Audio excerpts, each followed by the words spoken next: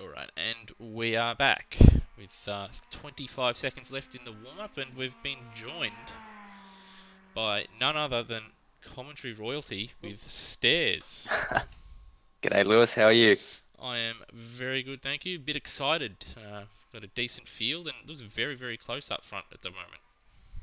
Yeah, it certainly does. Just having a quick look as the warm-up winds to a stop. It looks like we'll be in for an interesting qualifying session. Well, first race, actually. We've had qualifying. Oh, sorry. Because we're just looking at the warm-up there. So, yeah, the qualifying. So, I only just joined a few moments ago, so I'm sure you've filled in the viewers on that. Well, the race, so 25-minute race, should be a bit of a mad sprint, I imagine. Yes, it will be. Yeah, I'm hoping it'll be a mad sprint. There's no compulsory pit stop, so it's just all about on-track action. So There you go. So Well, Johnny's certainly been showing his pace lately. Obviously, you guys came to blows last week in the Super Series, but he got pole position in the GT3 last night, and he's backing it up tonight with a pole position again. Well, his form for the last, I'd say, month and a half, has been exemplary. I think he's probably just about due for a Pro A promotion, just about, because he's been running just as quick as anybody. I believe that was the case because he won the Pro B Championship with the Super Series that Brock mentioned. They do move up as a result of that, so it'll be interesting to follow that one. Did I just hear my name? And of course, you're about to start a race. We don't want to distract you too much. We have been also joined by our dear leader, Brock Harvey, or Dick Johnson, as we will be referring to as. Which he will hate. Which is the entire idea. This is why you shouldn't have called Matt Devine, Matt Devine, or DeBoon. Just to give a heads up, Johnny does go up. He's Pro A for season 2. So. There you go. I thought as much. So well, and seems to be suiting him. He's got pole position. He changed rigs, so since he's had an update in steering wheel and setup, he's been half a second faster. He's been mighty quick of late. I seem to be having some problems with this stream. Well, we've got them on the warm-up lap there. Lewis, do you want to go through the starting grid? I will. I'm just having some technical difficulties with the stream at the moment. Once it comes back, I'll get it going. That's no good. Okay, and we are back. So, the starting grid for race 1 of the Australian Touring Car Championships from Goiania is, we've got Johnny on pole position. We are back. So, second place, Heath Dixon. Dwayne Davies, P3 in that Ford Focus. For Triple 4 Racing, we've got Brendan Ross. Brenton Foley in the Toyota Corolla, 5th place. Jaden Draper, continuing his hot start at AMS Australia, he's in 6th. Mike Coulston for Waddy Dog Racing. Brock Harvey, 8th position. We've got Cracker in the Mitsubishi Lancer, P9. Gary Neville in the Shredded Wheat Ford Focus. All-round Cameron, Honda Civic, P11. Will Devonish, 12th. Matt Williams, 13th. Aussie, 14th. Coulston on the grass. Sorry. I cut across you there. I'm not sure. He's gone to the back. He's gone to the pits. Mike Coulston's in the pit garage, so something's gone wrong there. That is true. Hopefully he does make it back around. He should be able to leave back to the pits. The race didn't start. So something's gone wrong there. It's a shame. Very bizarre. He does make it back around. Field following orders. The safety car is in. And we are racing. Well, it's been a good start by Johnny. He's got quite a few car lengths on the guys behind. Heath Dixon under pressure from Brendan Ross, trying to go around the outside. Oh, we're 4 wide. 4 wide into turn 1. We've got 5 wide down the back. Yep, Foley looking down the inside of Dwayne Davies there. And Draper trying to go around the outside of Dwayne Davies. Getting mugged is Dwayne Davies in that Focus. Yep, Foley looking down the inside of Dwayne Davies. Certainly has got Foley and Ross battling it out, and we've got the 2 Focuses battling it out also. And Dwayne Davies moves up, and he's been punted by the other Focus, but he's kept his foot in and kept going. That was Draper, and Brock moves up to 6th position. Great job, Brock. So Draper losing out in that one, and the guys at the front streaking clear already in this early stage of the race. And we've got side-by-side action all throughout the field so far. It's been a hectic start. I'm just trying to have a look. Certainly has. We've got side-by-side action. It's nuts to butts here with Draper trying to get that position back on Harvey. A lot of people locking up there. Tricky corner, a tricky circuit with a lot of braking zones into braking zones that are into turns, so you're kind of turning a little bit as you're braking, so it's easy to lock up those tyres. Yeah, you've got those, your front tyres are sort of unweighted a bit, and that makes it very easy to lock up, as well as the brake bites in these cars are forward quite a fair bit to help keep them fairly stable under braking, as there's a lot of lift off oversteers. Johnny, first lap, 32.9, so that's a really good pace to start the race with. Yeah, he's got about 1 second advantage over Heath Dixon, so a great return to AMS Oz for Heath Dixon. He's been missing for a few weeks. Draper and Brock side by side, banging wheels at turn 1. Someone well off. Sorry to cut across you. He's back on. It was one of the. It was Foley, I think. He's lost the position to Brendan Ross. Someone well off. Sorry to cut across you. So not ideal for him there. Certainly not. It's been difficult to keep up with the action at the moment. There's just action everywhere. Hard to know where to look, isn't it? It is impossible to know where to look. Helicam is going to be our biggest friend, I think, tonight. Yeah, the cameras can be a little bit difficult around this circuit to pick up the action because they are quite tight, so it's difficult to see what's happening behind and in front. But we've got a couple of good battle packs. We've got Draper all the way down to Lewis Kugeley in 10th place, and then another pack behind with Gary Neville, Cracker, and Matt Williams all battling it out. So you see more smoke. Good mix of guys joining in tonight. Good to see Lewis Kugeley come back after, I believe we saw him win a couple of races in the Rookie Cup a few Mondays ago. At Winton, I believe. Well, Brendan Ross has gone wide. He's ceded position to Foley, and he's about to cede position to Draper as well. He will lose multiple positions here, I believe, as we've got Brock Harvey's got a good run on Draper. They're 3 wide going down the main straight. Draper's got the inside. Is Brock gonna... Oh, he's not going to have enough momentum, I think, to get around the outside. But Brendan Ross has to tuck back inside. Brendan switches. He switches to the other side. Oh, there's been a slight punt. Oh, Draper spun it. Oh, and Brock Harvey avoids, and so does. And Cameron's had a great view of that, and he's gained 2 positions and possibly 3 here. He might move up to P5. Brendan Ross, well out there into the boonies, as you might say. He's down to 14th place, so it's all falling apart for Brendan Ross. We've got Crackers going off. Not ideal for Cracker. Smoke everywhere you look. Sometimes it's from an accident, sometimes from a lockup. Certainly so, as we've got Neville and Matt Williams side by side. Going through Bico to Pato, coming up to S. Heath Dixon just pegging that gap to the lead at the moment there. It's still at about a second. Johnny doesn't seem to be too phased by it. Heath Dixon just applying the pressure by remaining there. Johnny makes a mistake, he'll be there to pick up any pieces. Yeah, that's for sure. The gap's not really growing. They're both similar speed as we got down the field. Kugeley losing out to Cameron. He's had a decent start. He's up 5 positions. Oh, but he's having a look. He went to the grass there. He probably wouldn't have got the drive that he wanted. Although having said that, he's pulling a little bit. He's pulling up alongside, and Kugeley's Cameron. got the better run. Kugeley he got the better run out of that second part of the final turn, and he's going to take it quite easily. And we've got Neville also having a look on Cameron at the moment. Devonish, I should say. Devonish went to turn in, probably didn't realise Neville was there, and there was a heavy contact, it has to be said. But the delight, or the good thing about these cars is you can take these knocks and just, if you run a bit, get a bit of oversteer, you just plant the floor, the accelerator, as we saw, straighten up. Kugeley getting a little bit ragged on the exit of, I think it was turn 3 possibly. So just to illustrate your point.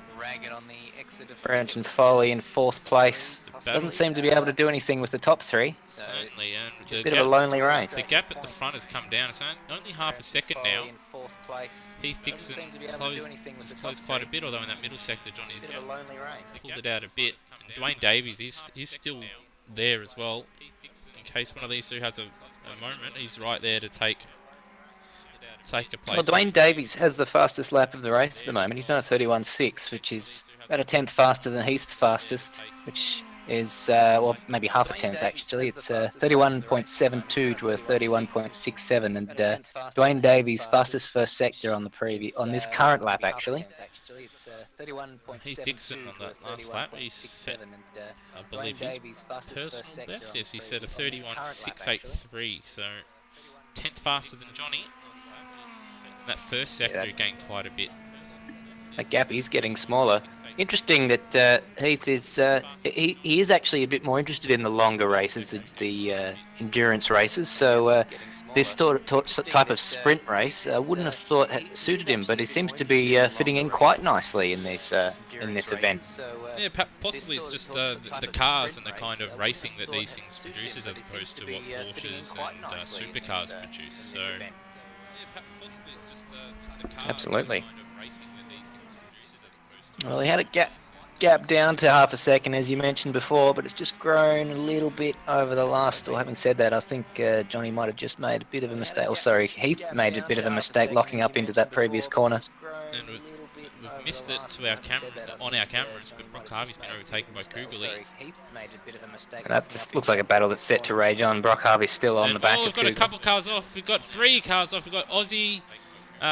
Cracker's involved. And Gary Neville off. I'm just going to go back there. Will Devonish and Aussie were side by side ahead of Cracker. I'm wondering if they triggered the beginning of this incident. Oh no, it was Cracker got completely missed his braking point and went straight into the back of Neville. And I believe it was just a bit of a coincidence that Aussie went off just ahead of them at the same time. So interesting little incident, that one. Perhaps just a bit distracted by the smoke and accident in front that he missed his braking point. As you got quite possibly Draper side by side into turn 1 with Matt Williams. Matt Williams Draper he's hanging it out there, and unfortunately Gary Neville's got a penalty. I don't know what for. Perhaps he's gone into the pits. Yeah, or I don't know. You can get too many track cuts around here, but it's the only other reason you can think of that would cause that. Draper and Matt Williams still bumper to bumper, and Aussie just ahead of them. So this is a tasty little battle. Draper with a fantastic debut in the GT3's last night pace-wise, but the strategy didn't come to him at all. Not going to be a factor tonight. Doesn't have to worry about fuel. It's just go out there, drive as fast as you can, and pass as many cars as you can. And that seems to be what he's aiming to do. So Aussie, a bit of and he's, as I say that, the first instance of the commentator's curse in this touring car championship. Draper looking to make the position on Aussie. It was looking like a little bit of a moving chicane at that stage, but you gotta get past him without losing control of your car. Otherwise, Aussie will hang on to the position, and indeed he does. But he's got Matt Williams behind him, still not quite, relatively close, not quite on his bumper. I think what caught him out, he obviously driving rear-wheel drive cars. If he had just kept his foot in it, he would have straightened up. So I think that for a lot of people that have never driven front-wheel drive race cars before, it's a completely new experience that you get it sideways, you just put your foot down. And absolutely. At the front here, Johnny's last few laps, he's set a fastest lap of a 31.4 2 laps ago, and then his last lap of 31.49. And he's set a purple first sector, so he's streaking clear. And with the way this series is, he's in line for an increase in weight. And that means that Dwayne Davies seems to be catching Heath Dixon. If anything, he was a fair bit faster on the previous lap. Yeah, Dixon's last couple of laps have been a bit scrappy. His last lap was a 33.1, which is obviously 1.7 slower than Johnny, and Dwayne Davies at a 32.0. Kugeli, as we're speaking, is making his way, or they're side by side with Foley, and has been for the last 2 or 3 corners. Foley locked up early on in the previous lap, and that allowed Kugli to get right up onto his gearbox. And now Kugli has moved up into 4th position, so he's doing a splendid job. Johnny sets a 31.0. That is impressive pace up front. That's a full second faster. Yeah, 1.2 faster than Heath Dixon.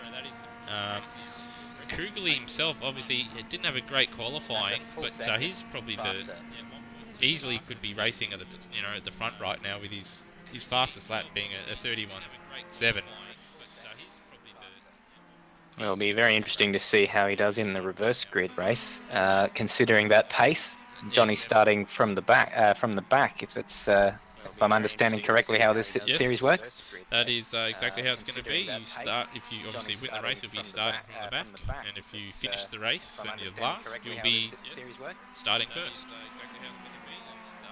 So it'll be very interesting to see if there are any of the top runners who have a late race spin and lose positions, because I mean, I wouldn't expect them to because there are obviously points for both races. I wouldn't expect them to deliberately hamper their first race effort for a tilt at a win in the second race, but you never know. You never know. We've seen in Formula 1 a few years ago now. Oh, Gary Neville's got his 3rd penalty. I don't know if that was from trying to serve the first penalty, but he had a second one a moment ago, and he's had a 3rd one just pop up across our screen in the last few seconds. So it's not going well for Gary Neville, who looks like he'll be starting from pole position in the second race. Yeah, a bit unfortunate. I think in other cases perhaps he would have just parked at this stage, but with the reverse grid in place, he's keeping it out there. And they have to finish, I assume, to get that pole position. If they don't...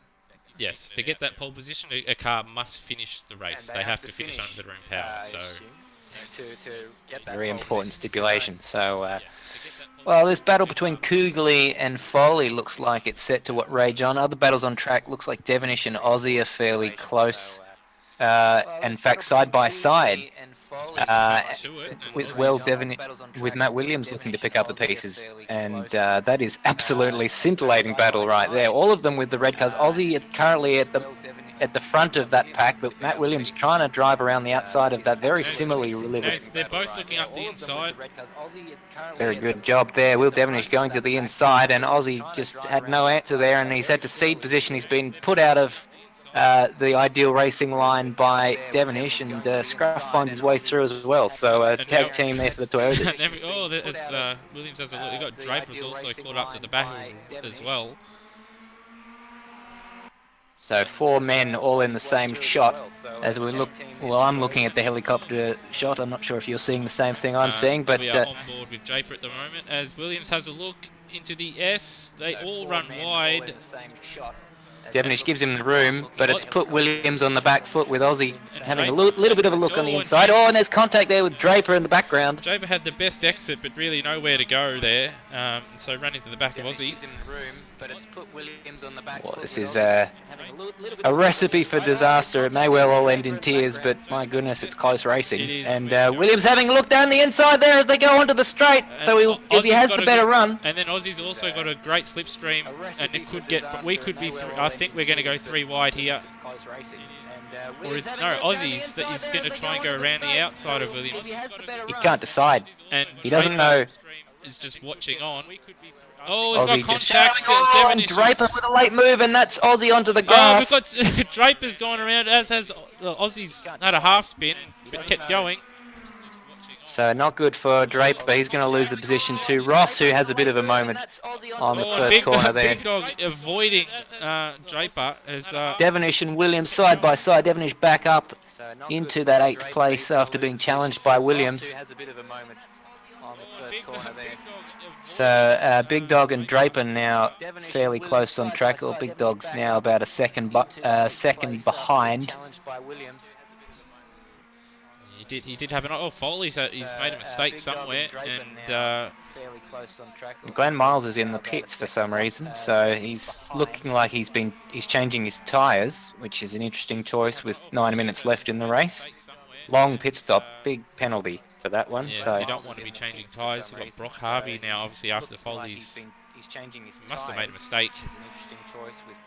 And Heath Dixon's made a mistake as well somewhere, or either that or Dwayne Davies has caught up to him on raw pace and overtaken him for second place. Well, that gap was closing before we cut away to all the other battles that we've had on track, and Dixon's made a mistake as well somewhere, or either it was past him. Dixon's pace, obviously, he's been in the 33s for a little while now, so maybe he's overworked those front tyres, which are the most critical tyres on these cars. Yeah, he hasn't had, just looking at his lap times, he hasn't had a massively bad lap by, it's been reasonably consistent, sort of within the low 33s or high 32s. Well, actually, lap 8 was a 32 flat, so that was... Yep. So his pace has dropped off quite substantially in the last 2 laps, so maybe his tyres are screaming a bit. Yeah, especially that front left tyre is one that gets worn quite a bit.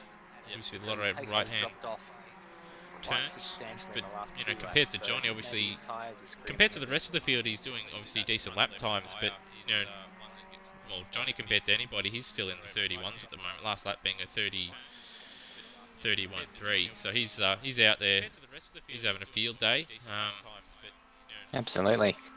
And Lewis Kugeley is broken away from Brock Harvey, who still has Brenton Foley for... Well, he's past Foley, so Foley... Absolutely. And so he's got past... Yeah, so Foley's dropped back. But Foley's keeping Brock honest. So Foley, having made a mistake along the line somewhere, look at his lap times actually. What was he? He did a 34.7 around the last time, which I don't think would be his regular pace. Yeah, I don't think so, as he has a look into turn 1. Yeah, well off 2 seconds. He lost a lot of time in the middle sector on the previous lap, lap 10. He did full second off. We did catch the end of him, looked like recovering from an off of some sort. He lost a lot of time in the middle sector. He's got a decent run here coming into Miolo. He's going to go for it. Oh! Brock locking up. He's just held on. Very difficult to get the move done into there. But he tries to go. He's held on. He Oh! the accelerator mid corner and tried to go around the outside there. Brock was aware and squeezed it a little bit. Held on. Yeah, Brock just didn't take the normal racing line there. He stayed tight so that there was no door, a gate for Brenton to drive into, and so Brenton had to. In fact, he's lost a few car lengths now. Still has to wait for another opportunity, but he seems to close up quite a lot under brakes. And Cameron 3 seconds away is a reasonable gap, but if they start fighting each other any harder, he'll catch up. Certainly, and I don't want to cut away from this battle between obviously Brock and Foley, but we've got an epic battle between Devonish, Williams, Aussie and Ross all going on. Aussie catching up after these two have been side by side for probably the previous 3 laps straight, I think. Yeah, these guys just haven't been able to be, separated. All 3 of them, all race, have just been side by side, banging into each other, and looks to continue for the remaining 6 minutes plus 1 lap. These guys just haven't been able to be separated. Well, it's gone pretty quickly. 20 minutes gone already, or 19 and change. But looks like Matt Williams has a run here. He's right up the rear wing of Will Devonish, and he's gone for the inside. Good thing Matt's got that dent on the front of his car, because you can tell which one it is from Will Devonish when you can't see the numbers. But he's outbraked himself a little bit. He has, off, and that's off on the grass, and he's going to lose 3 positions, I believe. Brendan Ross is going to get him in the 444 entry. Yeah, still recovering. That's a long way off, so I think he missed his braking point there, because he's gone well off the track, and it's a very costly mistake. Turn 1, it's very difficult turn 1. Still recovering. That's a long even though there's a bit of runoff there, you missed your braking point by a little bit, and especially in these cars where you get off the throttle, and they just want to, it's very difficult turn 1. Not spin, but they just want to over-rotate with the way they're set up to get them to turn being front-wheel drive, and that does catch you out quite often in turn 1 there. That means that it's now a battle between Will Devonish and Aussie, and Aussie having caught up to that battle while Williams and Devonish were fighting, he's got another opportunity to get up into 8th place with that one. Probably not any further than that. It's a big gap to Cameron in 7th place. Yeah, and Will got a bad run coming out of the chicane there. Just took too much of the sausage curb and had to get defensive very early, which probably should give a good run for Aussie coming into turn 1 here. But turn 1 isn't an easy place to pass unless you're alongside them. No, it's a very, very fast corner, and normally overtaking is much more doable if it's a heavy braking zone, which this one isn't. But having said that, he's up alongside here, and he has the inside. So Aussie, if he can get it through quickly, should get the position. If Will Devonish doesn't drive around the outside, that was well done by Aussie there. He pulled it up, and he did run wide on the exit, but it's given Ross a good run. Ross he's moved up the spot here. Has Ross past Devonish. Opportunistic driving, but Devonish is fighting back straight away and doesn't want to have he wants to have the last laugh in this battle. So Brendan Ross, not having it all his own way, probably should have covered that off actually, and may well look at that one on the replay and learn a thing or two. Yeah, perhaps he'll think of, obviously in the race 2, that okay, when there's someone behind me, I'll do this instead of that. But Aussie's not getting away, so there'll definitely be another opportunity, I should think. But Will Devonish having a little bit of a look there. Aussie's opened the door, and Will Devonish did not need a second invitation. He's crashed into him and has lost a remarkably small amount of time considering that.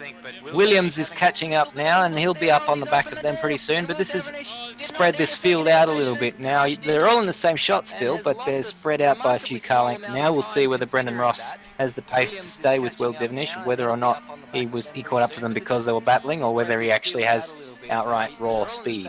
He did have a decent qualifying session, so you'd have to think he has got a little bit of pace there. His best lap of a 32.1. While Devonish's best is a 33.6, but I think Devonish has just been stuck in battling the entire race, which has sort of compromised his fastest lap. And he's in that sort of no man's land in terms of the second race. He's 8th, so literally halfway through the field. And so no matter where he... Ross is on the grass there, just got 2 wheels under the grass, and that's all it took. And round he went. And has he stalled it? No, he's got it back going. He's kept it going. Very easy to do there. I did that a couple of times in practice Ross myself. is on the grass there, just got 2 wheels under the grass. It's all it takes just to... Because you lose the grip instantly, and the corner just keeps on going. You lose the position, you start spinning straight away, and now he's got Draper all over the back of him. And I think now we've cut up to the Foley and Harvey battle, with Foley having a look at Brock. The positions haven't changed, but he's been all over the back of him. Probably none more so than now. And now's the time we want to have a look at him, because he's up the inside is Brenton Foley, and Brock Harvey will try and drive around the outside, but who's going to have the high ground? Foley's got the better position from a racing line point of view. It's not easy to break in the inside. There's contact there. Not easy. Foley's done an amazing job to hang on to that. There was a little bit of a tap. Planted it and saved it, but as I was trying to say, it's very difficult to pass on the inside, or just that shallow line into turn 1 there, and to pull it up, it's very difficult. You've got to be well alongside the car you're racing, and it's been demonstrated there. Yeah, Foley just went in a little bit too hot and opened the door for Harvey to cut back up underneath him, and he did a great job. So, just going to look at the leader. We're probably going to have, it's 40 seconds or 35 seconds left.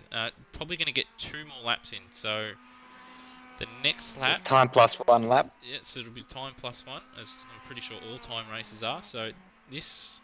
Yep. Crosses the line there. 25 seconds left. So untroubled, it has to be said. Those guys in the background are lapped runners.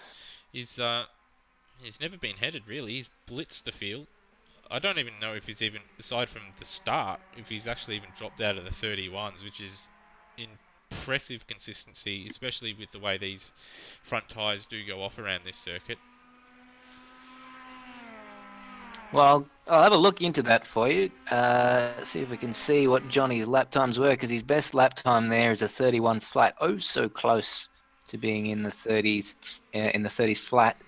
Sorry, in the 30.9s or so, but from what I can see, it doesn't look like he's dipped into the 32s once, or once on the first lap. So not that I would count that, And since they started from a. And even still, like a 32 on the first lap of a race, 1.9 off your fastest.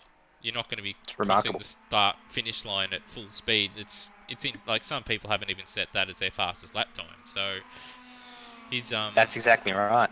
Incredible speed from him. Obviously, his last month and a half here has been really, really impressive. So he's continuing that form once again. Well, timely promotion to Pro A for Johnny. And if he's, sorry, go on. I think the Pro B runners would be quite happy to see the back of him with a different coloured number on his car, I think. Yes, sounds like he may well be getting the Pro A weight penalties that we were speaking of for this series. Certainly so. I think obviously he's never been headed really in this race. 11 seconds out in front. Well, Foley's just going off the track. He doesn't look like that battle. It seems to be a bit of a one that he can't really finish off. Can Brenton Foley? He's got 2 seconds almost to the car ahead, which is Brock Harvey. So Brock Harvey looking like he's broken the spirit of Brenton Foley. Certainly so, but we've got battle joined, to quote Jonathan Ledyard again. Aussie and Will Devonish are at it again. And then joined at the hip. And then behind them, we've got Matt Williams just in front of Ross and Draper. So with 1 lap to go, we don't know how the midfield's going to play the final lap. Well, Aussie's having a look around the outside. Will Devonish has elected to go for the inside, which I think if he can get it stopped, or if he can get it around the corner tight so that he doesn't open the door for Aussie, is the right thing to do, and he has done just that. And in the background, but what kind of a run does Aussie get through to the next corner? Ross in the background's ran wide and cost himself a position to Draper, as we see Aussie and Devonish side by side. And Johnny, unfortunately, he's just crossed the finish line. We missed. Well, take nothing away from him. He has won a fantastic race, dominated that one. We apologise for not showing much of you, Johnny, but you're just too quick today. And we're going to have Davies finishing an impressive P2. Kugel's moved up into P3. So Heath Dixon with a late race mistake. Heath Dixon has made a mistake. It must have been on this lap. Yes, in the middle sector. He's run out of fuel. He has run out of fuel, I believe. I don't hear much of that engine, but he's made it to P4. Brock Harvey, 5th place. Foley, he's going to finish 6th. Cameron, sort of a bit of a lonely race there in 7th, but we've got Devonish and Aussie coming down to the final turn. Will Aussie go for it? Well, he's not quite, but can he get the slipstream? He's very, very close. Brock giving Heath a bit of a push after they cross the line. Oh, Devonish covers the line and covers again. That was a bit rude. Covers again. Double move, it has to be said. I don't think it would have got him anyway. But still, down to the line there as Draper has a little off, and we've got Draper 10th, Ross 11th, Matt Williams 12th. Big Dog, he's going to finish 13th. Well, what a racer, and the guys in a lap down with Cracker and Gary Neville with Glenn Miles. DNFing at the end of that race. We saw him come into the pits, so he must have had some damage that he was repairing as well. So, bad luck for Glenn Miles. Yeah, a bit of a shame. But still, it's good to see that you didn't really have a DNF. Or you only had the 1 or 2 there. Just the one. So, and that's obviously what the reverse grid's about. We just want people to just keep going out there, because some days, I know it sounds silly, even... you could be down there a lap or 2, but you keep going some days, and people DNF, connection issues, and you end up with a good result. So we just want to see as many people finish as we can, and that's happened so far in the first race. But we've got Heathy in the box here, and he's a man I know very well, and it's something that's happened. It's not the first time you've ever run out of fuel to my knowledge, Heathy. It's certainly not. And it won't be the last either. It won't be the last. You like to run it fine, but a bit disappointing to lose the podium at the end there, but you've at least got yourself a decent 4th place finish, and you've got the pace. Yeah, look, I'm pretty happy with that. I realised as the race started, I went, oh, hang on, we've got a formation lap to do here. I thought, oh, that won't take too much out of it. But then I didn't consider it to be time plus 1 lap. And so I knew about halfway through the race it was going to be tight. But, gee, not that tight. So you was fuel saving reasonably early on then, by the sounds of it. That and my front left tyre just got destroyed, and just couldn't take the majority of the corners of the track at the pace that I was earlier on. There you go. Well, you're up 1 position on your start for the next race, given it's a reverse grid. As I don't know that whether that's an advantage for you or not, but it's certainly going to be It was an interesting race with some of the fights we saw behind you. So it'll be interesting to see what happens when you catch up to those guys. It did sound interesting. I thought, oh, it's great starting, second, but gee, I'm missing out on a bit of fighting by the sounds of it. I don't think you'll miss out on it the second time round. All right.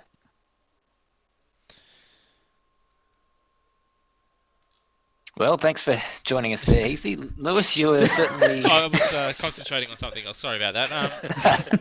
Obviously, Heath, we did see sort of in the mid-portion of that race that you were running in... Well, the early portion you were in the 31s for the majority and 32s. Oh, cool. When did you start realizing that you had to start fuel saving? Because we obviously saw in the mid part of that race you dropped into the 33s, and obviously that's when Dwayne caught up to you. Yeah, the 33s, that was more to do with my tyres than anything else. Mid races when I started thinking about the fuel, but it wasn't until the last couple of laps that I sort of realised, okay, yep, I'm going to have to do some saving. So it was really only that second last or third last lap that I started to lift a little earlier and coast a bit. That mid-race stuff was just purely down to me and not being able to handle the tyres. Fair enough. Do you think that will you be making any setup changes for the second race? I'm looking at the tyres now, thinking to myself, do I increase the pressure? Do I decrease it? But I'm certainly going to change something. Maybe we'll take some camber out, see what happens. I'd suggest adding some front pressure, but that's me. Yeah. Well, that's as I was driving. I thought, if I add it, then okay, less heat, more pressure.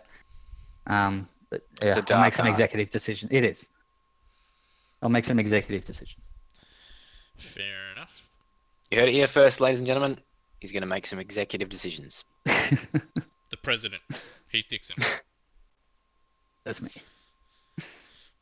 Alright, so we're just going to be in a bit of a lull, I think, for a little while as I set the grid and run a batch file. So while I'm doing that, you guys can go out there and run some practice for a while. I'll just move the session to warm up, and you can make some setup changes and do what else you need to do. Thank you.